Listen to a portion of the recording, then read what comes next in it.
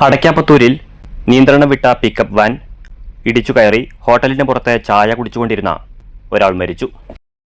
മലപ്പുറം തിരൂർ ചമ്രവട്ടം സ്വദേശി 20 വയസ്സുള്ള തഹസീലാണ് മരിച്ചത്. അപകടത്തിൽ മറ്റു 4 പേർക്ക് പരിക്കേറ്റു. വ്യാഴാഴ്ച പുലർച്ചെ 2:30 അപകടം.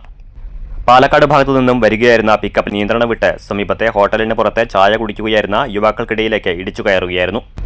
തിരൂർ ചമ്രവട്ടം വാഗയിൽ വീട്ടിൽ അബ്ദുൾ റൌഫിന്റെ മകൻ തഹസീലാണ് മരിച്ചത്.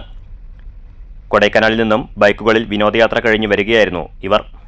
ഗുരുതരമായി പരിക്കേറ്റ തഹസീലിനെ മാങ്ങോട് മെഡിക്കൽ കോളേജ് ആശുപത്രിയിൽ എത്തിച്ചെങ്കിലും മരണപ്പെട്ടു.